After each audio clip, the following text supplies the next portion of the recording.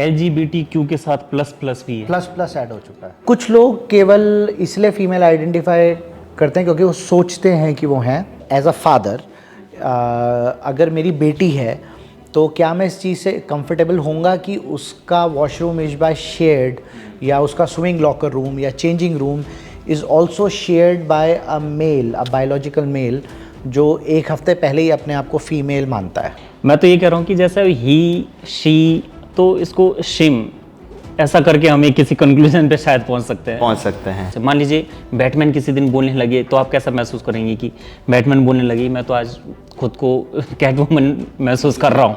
ठीक। तो कई बार जब आप इस बहस में देखते हैं तो लोग आपको क्या नाम है, शिखंडी, अर्धनारीश्वर, बिहालल्ला, इसके एग्जाम्पल देंगे, अयप्पा का भी नाम आ जाता है।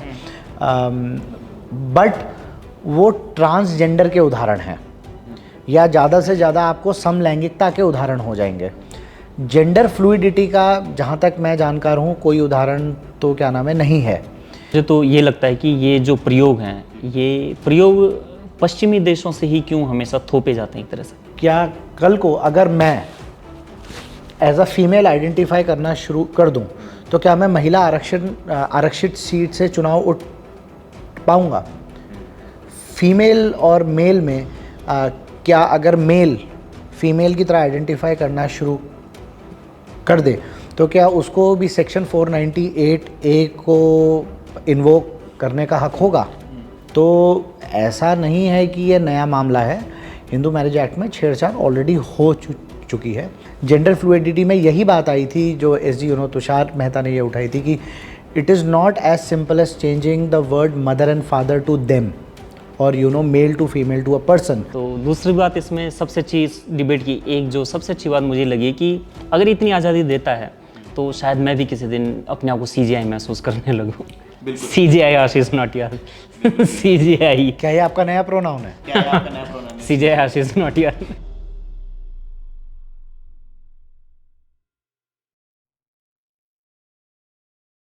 नमस्कार दोस्तों, मैं हूं अभय और मेरे साथ हैं आशु भाई और मानस भैया, और हम बैठे हैं पैम्फलेट के न्यूज़ रूम में डायरेक्ट, और बहुत ही कैजुअल टॉक्स के ऊपर आज हमारा एक डिस्कोर्स होने वाला है। बेसिकली विचारधाराओं के ऊपर कि क्या सीमित और असीमित विचारधाराओं पे हम कितनी लगाम लगा सकते हैं, या कितना हमारे सोचने का दायरा है।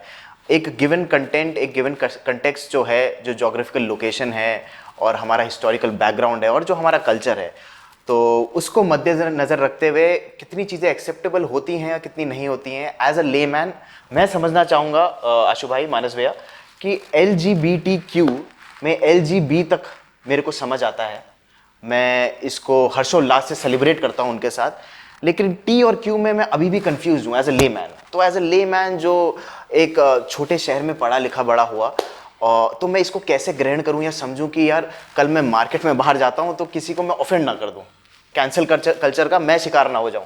तो इसमें थोड़ी रोशनी डालने के लिए अगर आप कुछ बता सकें। LGBTQ के साथ प्लस प्लस भी है। प्लस प्लस ऐड हो चुका है। Plus plus. तो ये सतरंगी झंडा है, इसके बारे में थोड़ा सा हमें समझाइए कि क्या है ये। जैसा आपने कहा LGB, L और G बेसिकली इज़ अ समलैंगिक, मेल और फीमेल में क्या नाम है, लेस्बियन और गे। बाय इज़ मच मोर लोगों की सेक्सुअल ओरिएंटेशन, वो मेल के लिए भी है, फीमेल के लिए भी है, तो वो बाय में आ गया है। T इज़ फॉर ट्रांस, जो लोग मेल हैं, biologically male, but identify themselves as a female, और दी अदर वे अराउंड। बहुत लूज लैंग्वेज में कहें तो हमारे समाज में जो यूनिक्स होते हैं या किन्नर होते हैं, वो। Q is for queers. बहुत एक इनके लिए ब्रॉड टर्म इस्तेमाल होता है, जेंडर क्वेयर या नॉन बाइनरी। तो बाइनरी एज आप जानते हैं कि कंप्यूटर लैंग्वेज में इट इज़ ओनली 0 and 1। ये तो हमारा जो एक सामाजिक धारणा है कि सेक्स केवल मेल और फीमेल ही होता है। नॉन बाइनरी का मतलब ये है कि ना हम मेल मानते हैं ना हम फीमेल मानते हैं, हम दोनों से एसोसिएटेड नहीं होना चाहते। थर्ड जेंडर मान लो या कुछ भी मान लो। और इसी के बीच में T और Q के बीच में एक कॉन्सेप्ट आता है जेंडर फ्लूइडिटी का, जहाँ पे वो एक नए जेंडर के साथ आइडेंटिफाई अपने आप को करना चाहते हैं, ना मेल ना फीमेल। थोड़े लोग परमानेंटली और थोड़े लोग सर ज़्यादा समस्या भी शायद यहीं से ही शुरू हुई है, जेंडर फ्लूइडिटी से जो आपने बताया। हाँ, फ्लूइडिटी क्या है कि मैं 1 घंटे में, इसकी कोई टाइम सीमा नहीं है। मुझे ऐसा लगता है कि फ्लूइड इंसान कभी भी हो सकता है, आज 1 घंटे के लिए, 1 महीने के लिए, 1 हफ्ते के लिए। तो फ्लूइडिटी पे अगर आप कुछ बता सकें। ये बड़ा स्ट्रेंज कॉन्सेप्ट है, बिकॉज आपने इसको बोल दिया है एब्स्ट्रैक्ट। द मोमेंट यू से एब्स्ट्रैक्ट, फिर उसकी कोई सीमा है नहीं। इट्स लाइक मॉडर्न आर्ट, आपकी अलग व्याख्या है, मेरी अलग है। तो कोई बोल सकता है कि भाई मैं परमानेंटली ही ट्रांजिशन होना चाहता हूँ, तो अगर वो परमानेंटली ट्रांजिशन होते हैं फिर उनका हार्मोन थेरेपी है, दे गो थ्रू क्या नाम है सेक्स चेंज एंड एवरीथिंग। और कुछ लोग केवल इसलिए फीमेल आइडेंटिफाई करते हैं क्योंकि वो सोचते हैं कि वो हैं। इसकी कोई समय सीमा तो है नहीं। काफ़ी एथलीट्स हैं जिन लोगों ने मेल होके फीमेल पे कैटेगरी करी और फिर बाद में उनको लगा कि नहीं, and they have transition back to male. बहुत से in the western world there are many kids जिन्होंने प्यूबर्टी ब्लॉकर्स लिए to stop them from growing old. फिर उन्होंने रियलाइज़ हुआ कि नहीं, this is not a nice thing, and then they have changed back. तो इसकी कोई ऐसी there is no particular definition कि इतने टाइम तक या इतने समय तक। तो जो ये संज्ञा है जो पकड़ी हुई है ही, शी, दे, तो जो एकदम से बहुवाचक हो गया है, तो क्या हम ऐसा भी कह सकते हैं कि मैं आज 2 इंसान फील कर रहा हूँ? अब ये बड़ा इंटरेस्टिंग कॉन्सेप्ट है। आपका तो फेवरेट है प्रोनाउंस होना। मैं तो ये कह रहा हूँ कि जैसे ही, शी, तो इसको शिम ऐसा करके हम एक किसी कंक्लूजन पे शायद पहुंच सकते हैं। असल में जो समलैंगिक विवाह वाला, इसमें एक अभी जेंडर फ्लूइडिटी, तो सबसे इंटरेस्टिंग जहाँ से डिबेट शुरू हुआ हमारी माननीय अदालत से, हमारे सीजेआई माननीय चंद्रचूड़ जी, और कोर्ट में जब ये बहस चल रही थी, इसी वजह से हम लोग भी आज इस वजह से हैं कि कोर्ट में भी ये इस बात पर बहस हो रही है, समलैंगिकों को विवाह का दर्जा देना, लीगल एक तरह से देना, या मतलब कर सकते हैं विवाह, नहीं कर सकते हैं। और इसमें एक स्टेटमेंट आया था कि हो सकता है कि किसी दिन कोई आदमी पुरुष खुद को स्त्री महसूस करने लगे। और दूसरा एक स्टेटमेंट आया था कि जननांग ये तय नहीं करेंगे कि कोई व्यक्ति स्त्री है या पुरुष है। तो यहाँ से ये एकदम आउट ऑफ द यूनिवर्स वाला जो कहते हैं कि मतलब अभी डिबेट नहीं रह गई है, अब ये कुछ और हो चुका है। जैसे हो सकता है मैं पुरुष हूँ, लेकिन जैसे ही मेरे अंदर मैं किसी एक नॉर्म को वायलेट करता हूँ, मैं बोलता हूँ नहीं, उस टाइम तो मैं स्त्री महसूस कर रहा था। नहीं, अब्यूज़ तो इसके हुए हैं और बहुत ही रिलेटेड इसके रिकॉर्डेड हैं। पर आपने जो प्रोनाउन की बात करी, प्रोनाउन का हम जो इस ग्रुप के हिस्सा है वो ये बोलते हैं कि क्योंकि बाइनरी में जब हम सेक्स को बाइनरी में नहीं देख रहे हैं, तो हम लैंग्वेज को क्यों बाइनरी में देख रहे हैं। कायदे से देम देयर, अगर आपने क्या नाम है बचपन में रेनन मार्टिन पढ़ी है या ग्रामर का आपने देखा है, तो them theirs is a plural. पर वो बोलते हैं ये तो पुरानी सोच है। नई सोच में आपको फ्रीडम होना चाहिए कि आप अपने प्रोनाउंस चूज़ कर पाएँ। देम, देयर, शी और बहुत सारे हैं, और इसमें कोई प्रॉब्लम नहीं है क्योंकि इंडिया में भी या भारत में भी बहुत पहले से, अगर आप अपना फॉर्म में, बहुत प्लेसेस में फॉर्म में होता था आपका सेक्स मेल फीमेल की अदर्स, तो others was a very broad umbrella form. But अब they want she, them, theirs, मतलब इट्स बहुत सारी इसमें क्या नाम है संज्ञाएं हैं। अब इसमें प्रॉब्लम ये आती है कि अगर मैं आपको ये फ्रीडम दूं कि आप अपना प्रोनाउन चूज़ कर पाएँ, तो फिर देम देयर क्यों, मैं अपना प्रोनाउन क्यों नहीं चूज़ कर सकता कि मेरा प्रोनाउन है द मोस्ट हैंडसम। तो आज से जब भी आप मेरा नाम लें, आपको द मोस्ट हैंडसम बोल के मेरे को संबोधित करना हो। तो जो ये संशोधन आता है, ये सिर्फ ग्रामर तक लिमिटेड है, या इसको हम बायोलॉजी में डाल दें, कल मैथमेटिक्स में डाल दें, या इसकी मेडिकल साइंस में कोई टर्म होगा? कल के दिन में ट्विन पर्सनैलिटी है, सपोज मैं बाइपोलर हूँ, मैं उठता हूँ कि जी मैं तो इस देश का प्रधानमंत्री हूँ और मेरी बात मानी जाए, तो मैं समझ नहीं पा रहा हूँ कि ये मेडिकल टर्म में भी इस चीज़ को लाया जा सकता है, या अभी क्यूअर फ्लूइड बनना चाहते हैं, या जो फ्लूइड है वो डिसाइड कर चुके हैं कि हम क्यूअर हैं। तो ये दोनों बड़ा कंट्रास्ट सा लगा मुझे। क्वेयर, अगर आप कोई एलजीबीटी ग्रुप से बात करेंगे तो क्वेयर और जेंडर फ्लूइड में ज़्यादा अंतर है नहीं। क्वेयर बस अपने आप को दोनों से अलग मान रहा है।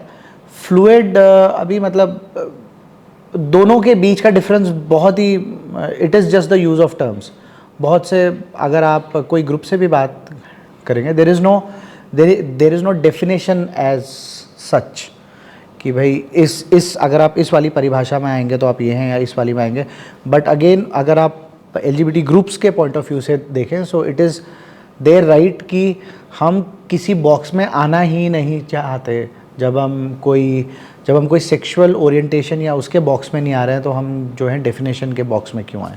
डेफिनेशन तो लैंड की बहुत सारी हो सकती हैं, लॉ हो सकता है, ऑर्डर हो सकता है। जैसे आशु भाई बता रहे थे, CGI का जो फैसला है या जो लेना चाहते हैं हिंदू मैरिज एक्ट में आके, अगर उन्हें 7 फेरे लेने हैं तो मतलब इस चीज़ में मैं समझ नहीं पा रहा हूँ कि स्पेशल मैरिज एक्ट और हिंदू मैरिज एक्ट में अगर ये घुसना चाहते हैं तो इसमें थोड़ा सा अगर आप एक्चुअली ये सारा जो पंगा है ये सेंध लगाने का ही एक तरह से। इसमें एक दूसरा जो फैक्टर है, जो अगर राइट्स की हम बात कर रहे हैं, तो सबसे बड़ी समस्या कहाँ पर आने वाली, मान लीजिए कोई बच्चे को गोद लेता है कल के दिन पे, तो मैं तो उस बच्चे के अधिकार के लिए भी एक तरह से सोच रहा हूँ। किस तरह से, कि थोड़ा सा पेचीदा भी है लेकिन इंटरेस्टिंग लगेगा आपको। बच्चा अगर कल के दिन नहीं चाहता है कि उसके माँ बाप सेम सेक्स से हों, समझ आए, वो जिस दिन 18 साल का होता है अपनी सोसाइटी में बैठता है, अपने फ्रेंड सर्कल में बैठता है, और उसका उस बात के लिए मजाक बना दिया जाता है कि इसके जो मम्मी पापा हैं वो पापा ही पापा हैं या वो मम्मी ही मम्मी है। तो उस दिन उस बच्चे के राइट्स के प्रोटेक्ट करने के लिए कौन सी कोर्ट आएगी, कौन सी सोसाइटी आएगी, कौन सा ग्रुप आएगा, या कौन सा झंडा उनको उसमें जोड़ना पड़ेगा कि नहीं, जिस दिन इस बच्चे को अडॉप्ट किया गया उस दिन इस बच्चे के राइट्स का भी पूरा अगर राइट्स पे ही डिबेट करना है, अगर फिलॉसफी में ही घुसना है। दूसरा फ्लूइडिटी वाला जो था, तो एक बार मैं काफ़ी समय पहले ही मैंने ट्विटर पे भी लिखा था, और कि गृह शोभा जैसी मैगजीन आती थी सामाजिक चिंतन पे, अगर सामाजिक चिंतन है, कोर्ट रूम अगर सामाजिक चिंतन या बहस अच्छी बात है, तो मैगजीन आती थी, उसमें स्त्री विमर्श होते थे, उसमें पुरुषों के विमर्श होते थे, समस्याएं लोग लिखते थे, डॉक्टर को संबोधित करते थे। ऐसे एक ने लिखा था कि उसका मन करता है कि वो स्त्रियों के कपड़े पहनने लगे। ये व्यक्ति था, उसने अपनी समस्या डॉक्टर के सामने रखी थी, परामर्शदाता उसको परामर्श देते, अपनी चिट्ठियों में वो अपनी समस्याएं भेजते थे। तो उसने लिखा था उसका महिलाओं के कपड़े पहनने का मन करता है, वो अंतःवस्त्र भी हो सकते हैं, हो सकता है उसका, जैसे आजकल जो ये प्राइड परेड्स होती हैं उसमें कोई पेटीकोट पहन के, कोई ब्लाउज पहन के अपना सॉलिडेरिटी दिखाता है। तो उसने लिखा था कि उसको इस तरह की मन करता है, क्या ये मतलब वो सामान्य है या वो असामान्य। ये शायद मैं आज से 10-15 साल पहले की बात कर रहा हूँ, और तब एक ऐसा व्यक्ति था जो खुद पे डाउट कर रहा था अपनी ऐसी आकांक्षाओं के लिए, ऐसी उसके मन में जो उसके ख्वाब उठ रहे हैं। और डॉक्टर ने उसको जवाब दिया था कि ये आपका निजी मामला हो सकता है या फिर ये सीधी सीधी मानसिक विकृति है। क्या ये मानसिक विकृति है? अगर कोई व्यक्ति, बस हमको तो ये जज करने का अधिकार नहीं होना चाहिए कि मानसिक विकृति है कि नहीं, बट ये तो एक सोचने वाली बात है कि अगर आप स्प्लिट पर्सनैलिटी या मल्टीपल पर्सनैलिटी की बात करते हैं, तो मेडिकल या क्लिनिकल साइकेट्री में इसका मतलब ये है कि आप कुछ वो सोच रहे हैं जो आप एक्चुअली में नहीं है, ठीक है। तो क्या इसको उस कैटेगरी में लाना चाहिए या नहीं लाना चाहिए, या हम ये सोच रहे हैं कि एक सबसेट ऑफ अ मल्टीपल या स्प्लिट पर्सनैलिटी को हम सामान्य समाज में एक्सेप्टेंस दे रहे हैं। This is a question for afterwards. अब ये चीज़ तो समझ में आती है कि कोई मेल है, और ये बात आज भी होती है, कोई मेल हो सकता है जिसका टेस्टोस्टेरोन बहुत लो है, एस्ट्रोजन बहुत हाई है, he identifies himself as a female born in a wrong sex, बहुत कुछ क्या नाम है पॉसिबल है। और अगर वो इसमें क्लिनिकल हेल्प ले, हार्मोन थेरेपी ले या कुछ ले, वो एक अलग क्या नाम है मुद्दा है, दैट उसमें फिजिकल एट्रीब्यूट्स भी हैं, उसको मेडिकल साइंस से प्रूव किया जा सकता है, भाई इसका टेस्टोस्टेरोन इतना लो है, एस्ट्रोजन हाई है। बट सोच का क्या है टेस्ट, उसका मतलब उसको आप कैसे सर्टिफाई करेंगे या उसका डायग्नोसिस क्या होगा, वो एक बहुत ही पेचीदा मामला है। और आपने अभी जो CGI की बात की, जेंडर फ्लूइडिटी में यही बात आई थी जो SG तुषार मेहता ने ये उठाई थी कि it is not as simple as changing the word mother and father to them, और male to female to a person. जैसे फुल ब्लड की डेफिनेशन होती है कि parents, a child born out of the same biological mother and father. तो अगर gender fluidity की बात आएगी तो you will not be able to use father and mother, it should be called persons. उसमें क्या होगा, इनहेरिटेंस लॉ में क्या होगा, हाफ ब्लड का, it will open a Pandora's box. तो आई थिंक CGI ने भी एन मौके पे मेरे ख्याल से भांप लिया कि हमारे लिए और काम आने वाला है, तो उन्होंने इसको लेजिस्लेशन पे वापस धकेल दिया। फिलहाल तो गवर्नमेंट ने भी कमेटी बना दी है इसके लिए कि जो भी इस तरह के मामले हों उनको एक कमेटी उनके मामले देखेगी। मुझे तो ऐसा लग रहा है पिछले कुछ टाइम में कि वेस्टर्न कंट्रीज़ हों या मान लीजिए इंडिया में भी कुछ प्रयोग के तौर पर ये चीज़ें उठाई जा रही हैं। अचानक से एकदम से ये डिबेट बढ़ जाना सब जगह पे, तो आशु भाई, आपको लगता है कि हमारी सहनशीलता टेस्ट करने के लिए प्रयोग किया जाता है, या समाज में इतनी विकृति आ ही चुकी है कि सब चीज़ों को एक्सेप्ट करना ही हल है इस चीज़ का? लाइक जो भी हम पे सुपर इम्पोज करा जाए उसको हम एक्सेप्ट करें, कोई भी समाज, और जो भी समाज इसको एक्सेप्ट नहीं करता है उस समाज को पिछड़ा या उस समाज को ऑर्थोडॉक्स कह के धुतकार दिया जाता है, या ग्लोबल लेवल पे उसको मतलब उसका बहिष्कार किया जाता है। क्या आपको ये महसूस होता है ऐसा? मुझे तो ये लगता है कि ये जो प्रयोग हैं, ये प्रयोग पश्चिमी देशों से ही क्यों हमेशा थोपे जाते हैं एक तरह से। भारतीय सभ्यता की बात करें तो आप शायद ज़्यादा बेहतर बता सकते हैं कि भारत में क्या चल रहा था। नहीं, एक और बात है, आपने जो जैसे सीजीआई की बात करी, आपके लिए ये मामला नया होगा। 2019 में मद्रास हाई कोर्ट में ये ऑलरेडी फैसला आ चुका है। हिंदू मैरिज एक्ट में ही ये संशोधन किया गया था। एक लेडी थी हिथार्तो, तो उसको लेके ये किया गया था। हिंदू मैरिज एक्ट में ब्राइड्स की डेफिनेशन में ट्रांसजेंडर को इंक्लूड किया गया था, ठीक है। तो ऐसा नहीं है कि ये नया मामला है। हिंदू मैरिज एक्ट में छेड़छाड़ ऑलरेडी हो चुकी है। बहुत ही कम देश हैं जहाँ पे सेम सेक्स मैरिज अलाउड है। ऑस्ट्रेलिया, न्यूजीलैंड उनमें से एक है। वहाँ पे इसको सिविल यूनियन की संज्ञा दी के उसमें आते थे कि अगर आप बोले कि मैं सिविल यूनियन में आ रहा हूँ, इसका मतलब आप सेम सेक्स मैरिज है उसमें आ रहे हैं। भारतीय समाज में इसका क्या अंतर रहा है या क्या एक्सेप्टेंस है या वो है, इसमें से पहले आपको ये देखना होगा कि क्या LGBT एक होमोजीनियस ग्रुप है। LGBT में LGBTQ अलग अलग सेक्सुअल ओरिएंटेशन के लोग हैं, जो एक अम्ब्रेला बॉडी के रूप में हमको लगता है। तो कई बार जब आप इस बहस में देखते हैं तो लोग आपको क्या नाम है, शिखंडी, अर्धनारीश्वर, बिहालल्ला, इसके एग्जाम्पल देंगे, अयप्पा का भी नाम आ जाता है। बट वो ट्रांसजेंडर के उदाहरण हैं, या ज़्यादा से ज़्यादा आपको समलैंगिकता के उदाहरण हो जाएंगे। जेंडर फ्लूइडिटी का जहाँ तक मैं जानकार हूँ कोई उदाहरण तो क्या नाम है नहीं है कि आप एक दिन कुछ और थे, दूसरे दिन हमारी सोसाइटी में, हाँ, हमारी सोसाइटी कि सोच के अकॉर्डिंग क्या नाम है किसी ने चेंज किया। बृहलल्ला का तो बहुत ही एक सर्कमस्टेंशियल था, अज्ञातवास में थे, वो था। अर्धनारीश्वर भी एक रूप है, वो ऐसा नहीं है कि शिव जी और पार्वती दो अलग डिस्टिंक्ट आइडेंटिटीज़ हैं। ऐसा नहीं है कि शिव जी आज सुबह बोल रहे हैं कि मेरे को पार्वती होना है, या वो ट्रांजिशनल तो नहीं है। तो ऐसा भी सिंबॉलिक है ज़्यादा कि वो स्त्री और पुरुष के उसको, हाँ, सिंबॉलिक और एक्सेप्ट करना और उसको चलन में और कल्चर बनाना, वो दो शायद अलग अलग बातें हैं। ये मतलब एक उदाहरण होगा, बहुत एक्सट्रीम उदाहरण होगा, but again just for the उदाहरण से कि जैसे हमारे एक भारतीय समाज में कलकत्ता में एक बहुत अच्छी मान्यता होती है कि जब भी दुर्गा पांडाल का ये नवरात्र में शुरू होता है तो जो मिट्टी है वो सोना कांची के वेश्यालयों से उसकी पहली जो है मिट्टी आती है और मूर्तिकार उसी से क्या नाम है बनाता है। तो ये एक समाज का एक बहुत अच्छा तरीका है एक दूसरे समाज को एक्सेप्टेंस देने का। इसका मतलब ये नहीं है कि हम अपने जीवन को आप पे थोपना चाहते हैं या अपने जीवन को अपने पे थोपना चाहते हैं। ना ही कोई अपने परिवार से ये बोलता है कि क्योंकि हम सोना कांची से मिट्टी लेके आ रहे हैं हमारी घर की स्त्री भी वहाँ जाएं। ये तो नहीं होता है। एक्सेप्टेंस अलग होता है और imposing my thought on you and your thought on mine is a different. तो इसमें खजुराहो का भी तो एग्जाम्पल लेकर के कुछ लोग आ रहे हैं। हाँ, खजुराहो का तो वो तो एक ऐसा वो है कि हर कोई उसे अपने हिसाब से उठा लेता है। खजुराहो में तो अब बहुत सारे क्या नाम मंदिर थे, अब तो बहुत ही थोड़े ही अवशेष हैं। वहाँ पे यौन आकृतियाँ हैं, बाहर हैं। और अक्सर हमको कामासूत्रा का उदाहरण दिया जाता है कि आपके यहाँ तो कामासूत्रा है, ये है, वो है। खजुराहो में कई यौन आकृतियाँ हैं। तो एक बड़ी आकृति मेरे माइंड में आती है कि एक मनुष्य जो है वो एक पशु के साथ संभोग कर रहा है, पीछे एक स्त्री ऐसे है और एक आदमी डंडा लेके है।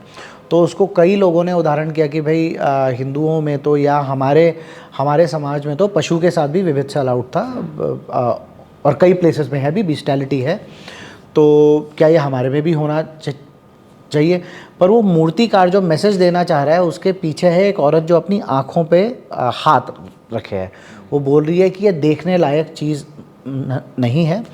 और एक आदमी जो डंडा लेके खड़ा है वो ये है कि ये जो है दंडनीय अपराध है, ठीक है। और जो मूर्तियां बाहर हैं कई लोगों का ये भी मानना है कि ये आकृतियाँ इसलिए हैं कि आप अपनी काम क्रोध वासना के जो आपके 5 वो होते हैं उनको बाहर छोड़कर अंदर आओ। लेकिन उसको रिप्रेजेंट दूसरी तरह से काफ़ी लोगों ने कई किस्म की परिभाषाएं उसकी बनाई हुई हैं। हाँ, तो ये आप मनुस्क्रिप्ट भी बता रहे थे जिसमें कि एक्सेप्टेंस और उसका एक वो है कि अगर द्विज किसी के साथ समलैंगिक व्यवहार होता है हाँ, तो इस पे जैसे अगर आप कामसूत्र में भी आ तो कामसूत्र में इसको तृतीय प्रकृति के नाम से हाँ दिया है और इसको भी निषेध दिया है। पर तृतीय प्रकृति की अगर आप बात करें तो वो अगेन वो ट्रांस क्या नाम है जेंडर के लिए इस्तेमाल हुआ है, gender fluid is not there.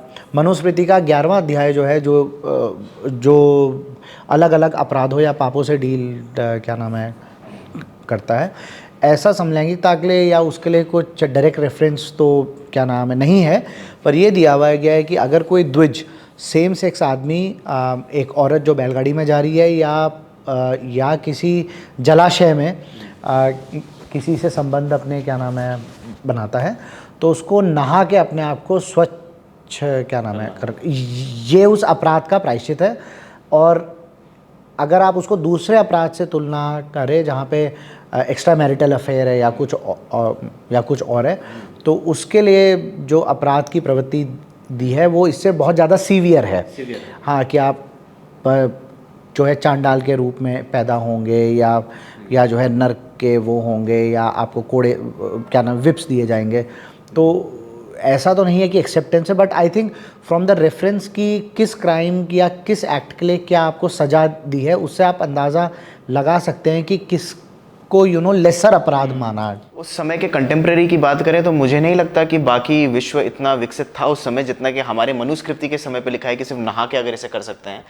इतना संज्ञान क्या और देशों ने लिया होगा या और देशों के ज़्यादा कड़क कानून रहे होंगे? लगता है यहाँ पे रिलीजियस टेक्स्ट किसी के क्या कहते थे, जैसे अगर हम कहें कि बाइबल और कुरान उस टाइम क्या कह रहे थे या अभी भी उसमें क्या है। समलैंगिक एक सोसाइटी की जब हम बात कर रहे हैं तो समलैंगिक संबंधों पे दूसरे धर्म क्या कहते हैं, उनका मत क्या है। जहाँ तक मुझे लगता है बाइबल में भी एकदम ये अगेंस्ट है इसके।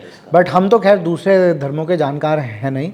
बहुत अच्छा होगा कि अगर कोई दूसरे धर्म के भी आ पाएँ और हमको इस बारे में बता पाए क्या उनकी दंत कथाओं में कुछ। हाँ, अब जैसे हिस्टोरिकल फैक्ट है कि अलाउद्दीन खिलजी और मलिक कुफर के बीच में समलैंगिक क्या ना संबंध थे या उस टाइम पे तुर्कों में थे। बट क्या उसको सामाजिक माना जाए या धार्मिक? हाँ, उनको भी उदाहरण देकर कोर्ट में उनके उदाहरण क्यों नहीं रखे जाते? या इल्मुद्दीन था, गाजी इल्मुद्दीन। हाँ, इनके उदाहरणों को डॉक में कभी इनको भी कटघरे में लाकर, क्योंकि मैंने देखा है कि कई बार जो भारतीय हमारा जो हमारे धर्म ग्रंथ हैं उनके उदाहरण तो डिबेट में लाए जाते हैं, लेकिन इल्मुद्दीन की बात नहीं की जाती कि समलैंगिक संबंधों पे हम डिबेट कर रहे हैं तो थोड़ा सा इल्मुद्दीन पे भी बात कर लें, उसका क्या हुआ या बाइबल क्या कहती है इस बारे में उस पर। और अल्टीमेट गोल तो अगर तो सरकार का नज़रिया देखा जाए तो सरकार तो यही चाहिए, कोर्ट से भी शायद यही लड़ाई है कि इसे हम पे छोड़ दो। ये कोर्ट तय नहीं करेगी कि सामाजिक मुद्दों को किस तरफ ले जाना चाहिए, तो लेकिन जब बात आती है तो वो उसमें सरकार हमेशा यही चाहेगी कि सोसाइटी में पीस प्रॉस्पेरिटी हो। अच्छा, वैसे अगर एक एक्सट्रीम एग्जांपल हो तो एक्सट्रीम थ्योरी ये होती है कि भाई democracy is by the people for the people of the people. तो वो बहुसंख्यक जो बोल रहे हैं, जो वो चाहते हैं, that should be the law of the land. अब अगर हम अब उदाहरण के तौर पे ले, वैसे तो डेमोक्रेसी है नहीं, या अगर आप कोई भाई आप अगर सऊदी का उदाहरण लें या उनका उदाहरण लें तो उनका जनमानस क्या चाहता है वो है।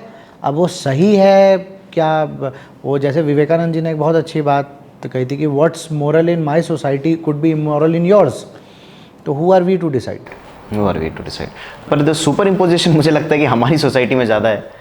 और अगर बाहर से देखा जाए, जैसे वेस्ट की अगर तुलना की जाए तो वेस्ट में अभी से डॉक्ट्रिन करना शुरू कर दिया, इनकलकेट कर रहे हैं बच्चों के अंदर। बचपन से ही बताया जा रहा है 5 साल की उम्र से कि परमानेंट आपका ही शी नहीं है, ग्रामर ही चेंज कर दी गई। यहाँ पे इंडिया को तो सभी लोगों ने अभी क्या कर रखा है, प्रयोगशाला बना रखा है। किसी भी चीज़ का आप देखेंगे तो जिसको कुछ भी प्रयोग करना है वो इंडिया पे उसको थोप रहा है।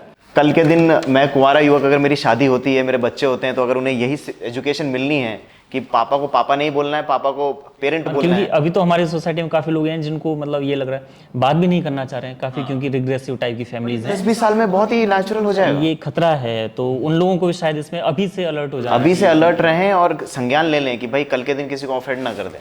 हाँ, जो हमारी ये बात हो रही थी कि we are nobody to decide for anybody else, ये बोथ वेज है ना, they are also nobody to decide for us. जहाँ तक आपने वेस्ट का इन्फ्लुएंस अपने पे बात करी, आई डोंट नो लोगों ने नोटिस किया नहीं किया, बट अगर आप इसे धीरे धीरे नोटिस में लाएं तो आप देखेंगे कि ये चेंजेस ऑलरेडी आपको इम्पैक्ट करने शुरू हो चुके हैं। बहुत सारे हॉस्पिटल्स में अब फादर और मदर की जगह बर्थ पेरेंट 1 और बर्थ पेरेंट 2 का इस्तेमाल होता है।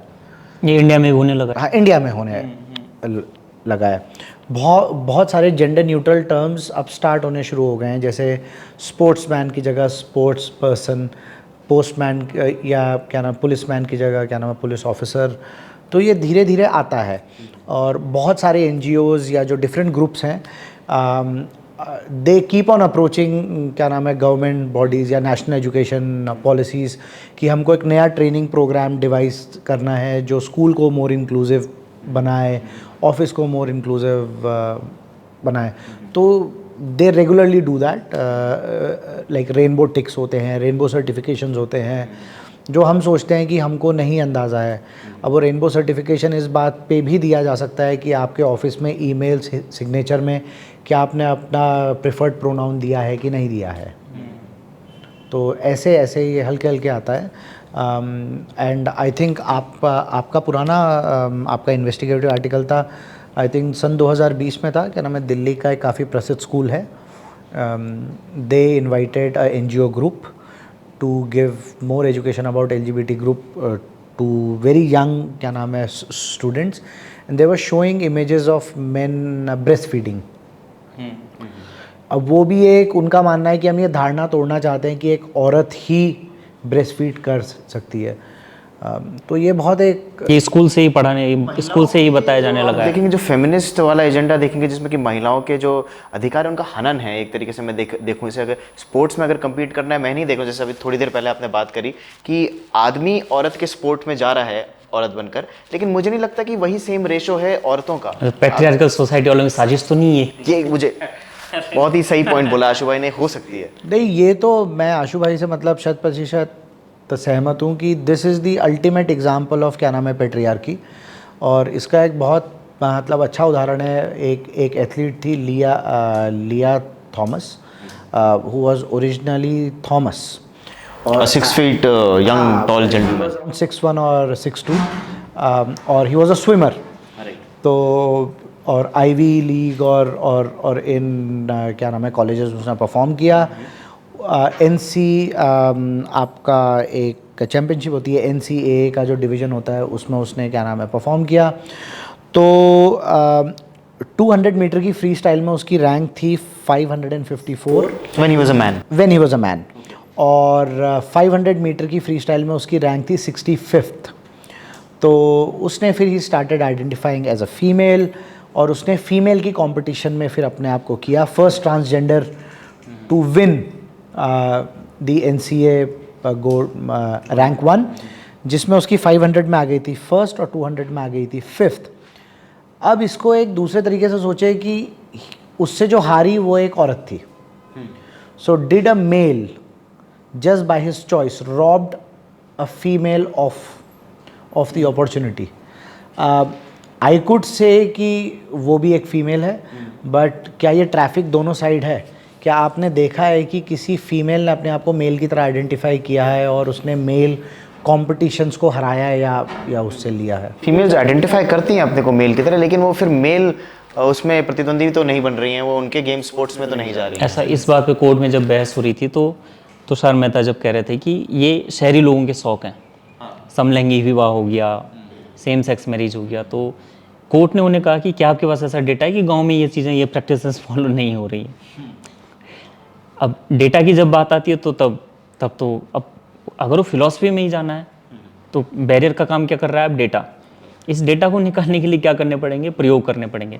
जैसा आपने कहा कि LGBTQ के सर्टिफिकेट सब जारी किए जा रहे हैं, हो सकता है कि जैसे पहले सोसाइटी थी, मान लीजिए मैं हूँ, आप हैं, हम कुछ साल पहले तक खुद को ना सेकुलरिज्म में डालना चाहते थे, ना हम अपने आप को कहते थे कि नहीं हम हिंदू ही हैं, हम मुस्लिम ही हैं, हम क्रिश्चियन ही हैं। देखा देखी, अपने पीयर ग्रुप की देखा देखी, मैंने बोलना शुरू कर दिया कि मैं भी सेकुलर हूँ। ऐसा ही उस LGBTQ सर्टिफिकेट में आने के लिए कुछ दिन से हो सकता है लोग डोनेट भी करने लगे, अरे यार मुझे ऐसा दिखना है, मुझे प्रोग्रेसिव दिखना है, तो मुझे ये करना है। और धीरे धीरे करके एक अलग कल्ट नहीं डेवलप हो रहा है। ये भी तो खतरा है एक सोसाइटी के लिए। अच्छा, इसमें भी एक बहुत इंटरेस्टिंग है कि जब ये डिटेल आता है कि कितने लोग अपने आप को ट्रांस या जेंडर फ्लूइड की तरह रिप्रेजेंट मानते हैं, आइडेंटिफाई होते हैं, अगर वो डेटा लो होता है 3 या 4 या 2.8 या 3 क्या नाम है % होता है, तब एक आर्ग्यूमेंट ये आता है कि सोशल स्टिग्मा इतना है कि लोग अपने आप को खुल के बताते नहीं हैं। तो ये तो वो हाल हो गया कि चित भी मेरी और क्या नाम है पट भी मेरी, अगर ज़्यादा है तो बहुत अच्छा है, कम है तो लोग फिर खुल के नहीं बताते। दो धारी तलवार की तरह। हाँ, वो अकबर बीरबल की कहानी हो गई ना कि भेड़ पे जितने बाल हैं वो उतने आसमान में, अगर ज़्यादा हो गए तो झड़ गए और नहीं है तो भाई उगाए। तो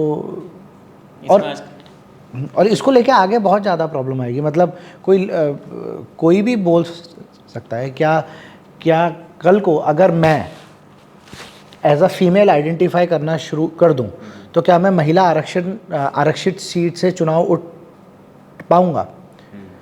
फीमेल और मेल में क्या अगर मेल फीमेल की तरह आइडेंटिफाई करना शुरू कर दे तो क्या उसको भी सेक्शन 498A को इन्वोक करने का हक होगा?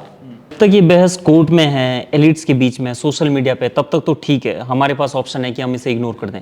लेकिन ऐसा तो नहीं है कि इससे हमें चिंतित होना चाहिए इस बहस से, या हमारे परिवार, हमारे घर, हमारे एजुकेशन, हमारे ऑफिस कितना खतरनाक है। नहीं, बिल्कुल हमको चिंतित होना चाहिए। और काफ़ी चीज़ें ऐसी हैं जो इनसे ज़्यादा इंपॉर्टेंट है। अगर हम उदाहरण लें तो आज की तारीख में भी इंडिया में टीनेज प्रेगनेंसी हाई है, सुसाइड रेट हाई है, बहुत सारी चीज़ें हाई हैं जो टीन और यूथ को इम्पैक्ट करती हैं। आज भी sexual education is not part of a school क्या नाम है करिकुलम। जहां हमने अभी बच्चों को ढंग से सेक्सुअल एजुकेशन के बारे में भी नहीं जानकारी दी है, क्या उनको हम ये बोल के कि अभी मेल और फीमेल जो है ये बहुत ही एब्स्ट्रैक्ट और ये मॉडर्न आर्ट टाइप का कॉन्सेप्ट है, क्या हम उनको और भी एक कंफ्यूज स्टेट में नहीं डाल रहे हैं? वो टोटल अलग प्रायोरिटी हो चुकी है। और हमारा एक ये भी है कि ये जो जानकारी है या जो जेंडर फ्लूइडिटी की है या इस टाइप की जो जानकारी है, should that be limited to providing at the household? और किस एज पे? क्या 4th क्लास या 5वीं क्लास के बच्चे के माइंड में ये डालना ठीक होगा कि just because of what your genitalia is, your gender should not be defined by that? आगे जाकर एक इसी वाली क्या नाम है डिबेट में एक बहुत वो आता है कि what does it means to be a woman. तो अगर मैं आपसे कहूँ कि किस चीज़ को आप एक औरत कहेंगे या नारी कहेंगे या स्त्री कहेंगे, तो उसकी परिभाषा क्या है? क्या मैं सोचता हूँ वो है, या हम बोलेंगे कि जिनके ये वाले क्रोमोसोम्स हैं उनको माना जाएगा, या जिनका यूट्रस है उनको माना जाएगा, जिनका प्रजनन है वो माना जाएगा? तो इसको लेकर आप जो चीज़ ऑलरेडी ब्लैक एंड वाइट है उसको अगर आप कन्फ्यूज़न के स्टेट में डाल देंगे तो वो एक इशू है। आज की तारीख में अगर आपको स्ट्रीट में एक रॉबरी रिपोर्ट क्या नाम है करनी है तो आप उसको कैसे रिपोर्ट करेंगे? आप ये कहेंगे कि 5 फुट 4 इंच का आदमी था, मेल था, इस उम्र का था। तो अगर आप वो क्या ना परिभाषा ही चेंज मार देंगे, या कल को पोस्टमार्टम में कहीं पे स्केलेटन प्राप्त होता है तो आप स्केलेटन या DNA को देख के बोल पाएंगे कि आदमी था कि औरत था?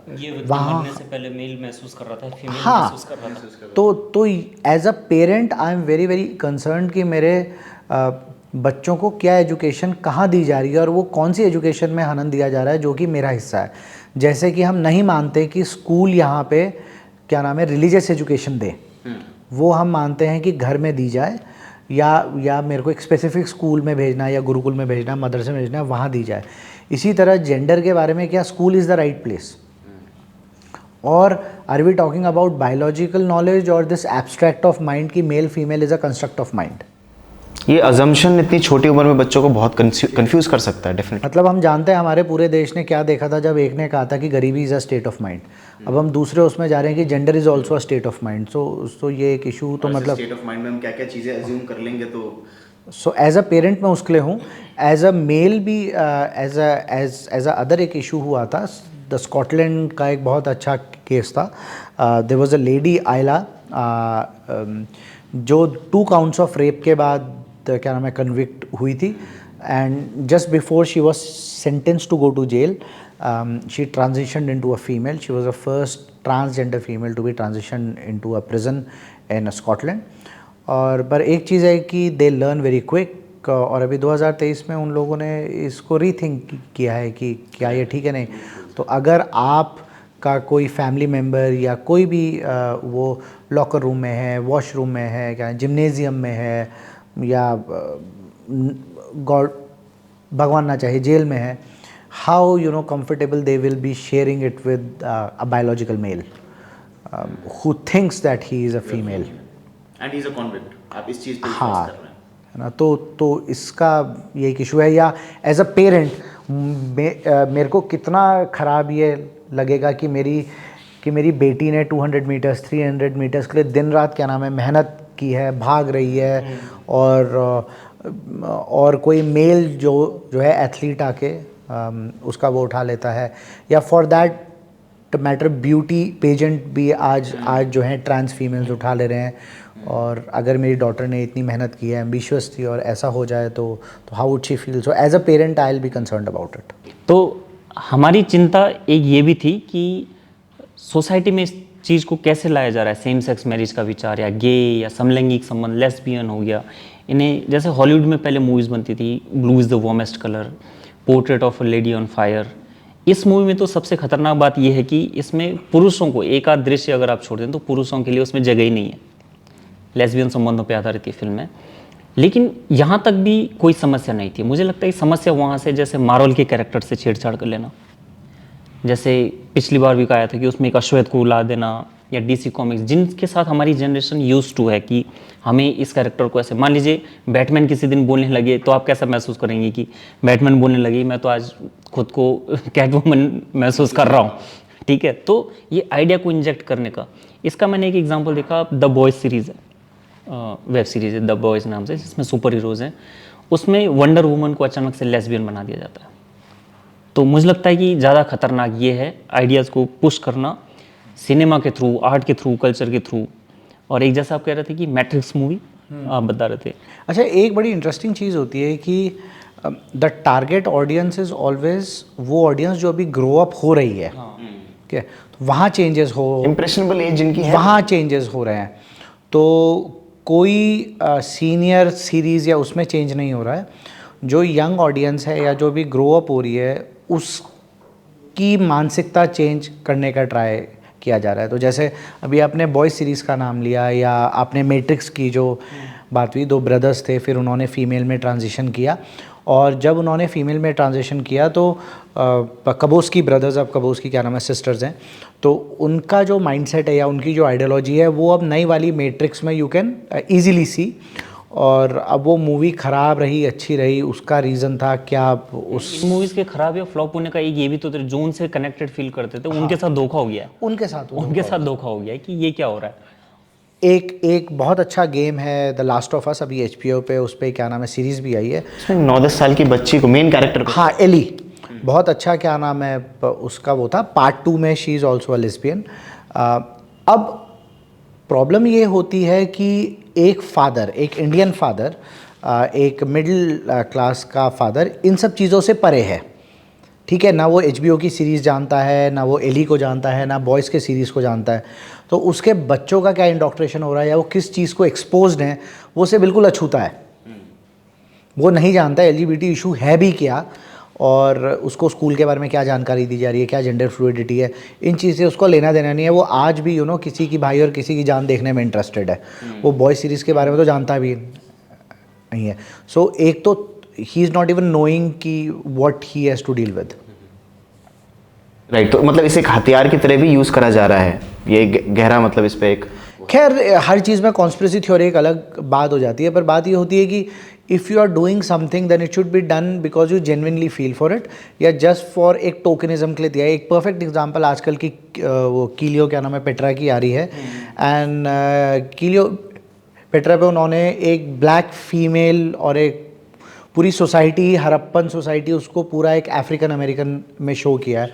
वो फैक्चुअल से बहुत अलग है। तो क्या ये केवल एक टोकनिज्म के नाम पे दिया जा रहा है? आप सबने ट्रॉय वॉच की है, हाउ डज, आपको कैसा लगता है कि एक मैसेडोनियन या ग्रीक या स्पार्टन आदमी बिल्कुल फ्लुएंट स्कॉटिश एक्सेंट में इंग्लिश बोल रहा है? मतलब it's a serious mismatch. But ऐसा है, आने वाला आदमी, हम आज भी अगर अकबर के बारे में सोचते हैं तो हमारे माइंड में क्या नाम है, ऋतिक आता है, राइट? तो ऐसा तो है ही।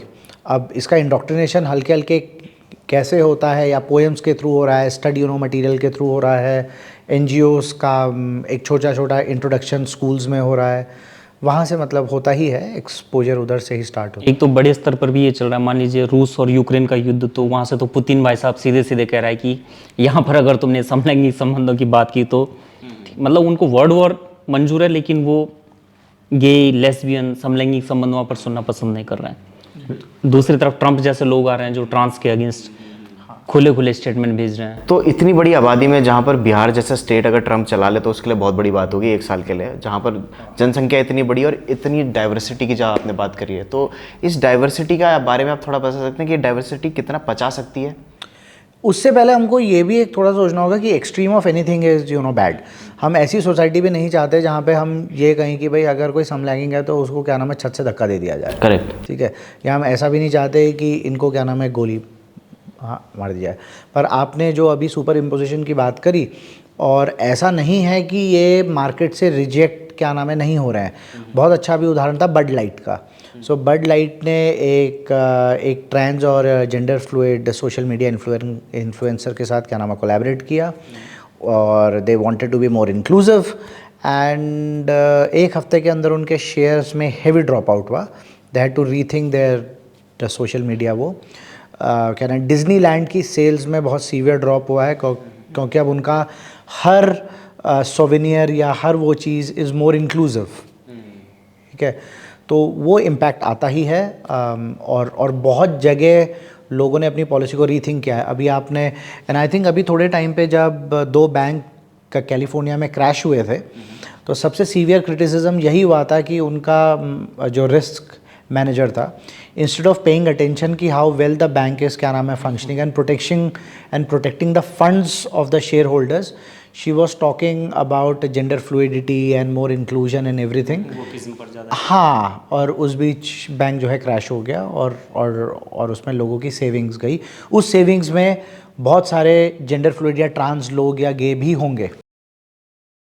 हाँ, मतलब वो बाहर तो दिखाना है कि हम इससे बात करें, लेकिन जब जहाँ जिनकी आपने वाकई में प्रोटेक्ट जिनको करना है, आपको उन्हीं की ध्यान है, आप वोकिज्म में इतने ज़्यादा इन्वॉल्व हो जाते हैं। आशु भाई, जो ये सेकुलरिज्म को वोकिज्म से जोड़ा जाता है, इसको क्योंकि हमारी सभ्यता इतनी पुरानी, और जैसे कि मानस भाई बता चुके हैं कि पहले से ही हमारे उसमें एक्सेप्टेंस थी इन सब चीज़ों को, सोसाइटी के लिए एक प्रॉपर नॉर्म्स बने थे, तो ज़रूरी है कि वोकिज्म को इस चीज़ से जोड़ा जाए।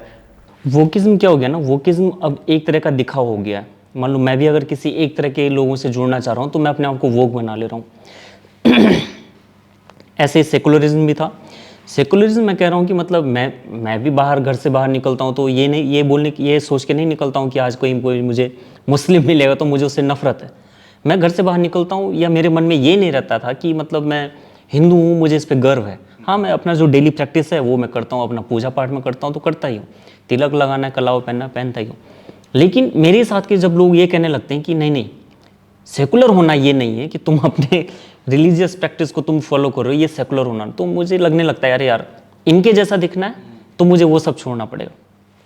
वहाँ दिक्कत आ जाती है। तिलक लगा के भी I can accept gay, lesbian, bi in my society. बिल्कुल, एक बहुत अच्छी एक ट्रांस एक्टिविस्ट थी, और बहुत सारी उनकी टेड टॉक्स भी हैं। क्या नाम है, लक्ष्मी त्रिपाठी, और उनकी किताबें भी हैं अपने ऊपर, उनकी बायोग्राफी भी है। And I think Hindu faith is the only faith जिन्होंने उनको महामंडलेश्वर का क्या नाम है दर्जा दिया है। एंड ऐसा ही नहीं केवल एक ही ने दिया, इस बार जब कुंभ हुआ था तो नागा अखाड़ा ने अपना पहला शाही स्नान का जो है राइट उनको भी दिया कि आप भी हमारे साथ आओ। तो एक्सेप्टेंस तो हमारी सोसाइटी तो बाय डिफ़ॉल्ट वो है, लिबरल है।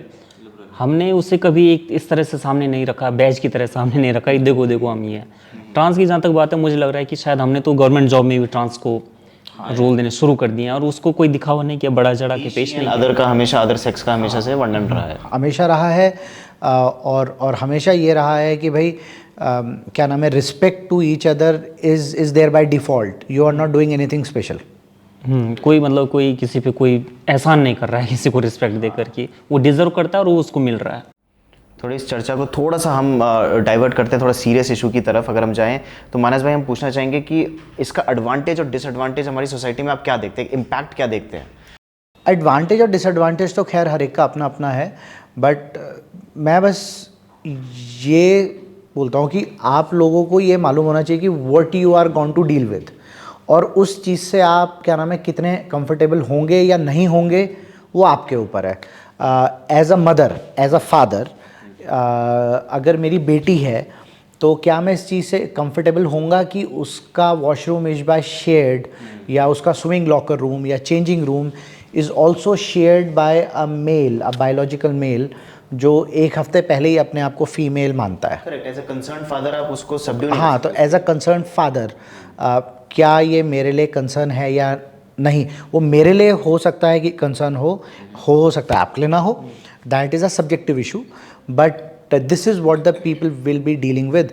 एक बहुत एक्सट्रीम एग्जांपल है कि इमेजिन अ कपल जिन लोगों ने बहुत ट्रीटमेंट के बाद और बहुत टाइम के बाद 12-14 साल के बाद अब उनका बेबी हुआ है, और उस लेडी के उससे सोचो कि उसमें ममता है, वो चाहती है कि बच्चा उसको माँ कहे, and from that emotional point of view, और वो बच्चा जब 3-4 साल के बाद स्कूल से आता है तो वो मदर को मदर की जगह पेरेंट 1 या पेरेंट 2 बोलेगा, तो उसके इमोशंस पे क्या डील होगा वो हर एक के ऊपर है। मतलब हाउ क्या ना, और लिबरलिज्म तो शायद यही बोलता है कि उनके इमोशंस ज़्यादा हाई हैं, ये इमोशंस कोई मैटर करते नहीं हैं। उनको वो करना चाहिए, उनको ज़्यादा तरजीह देनी चाहिए। राइट। आशु भाई, एक पॉलिटिकल एंगल से ये पूछना चाहूँगा कि कल के दिन मैं एक आम नागरिक जिसे बहुत ही लेस पता है, LGBT में ही मतलब गे लेस्बियन ही जानता है, उससे ज़्यादा कुछ नहीं, तो अगर वो सड़क पे चल रहा है, मैं चाहता हूँ अगर आज से 5-10 साल बाद मैं सड़क पे चलूँ, मेरा स्ट्रीट वेंडर, मेरा जो भी जिनके पास भी मैं सर्विस लेने जाता हूँ, उनको बिना ऑफेंड किए मैं काम कराना चाहता हूँ, तो कितना मुश्किल हो सकता है मेरे लिए? मुश्किल बहुत ज़्यादा, क्योंकि मुझे तो लगता है, मेरा थॉट भी वही है कि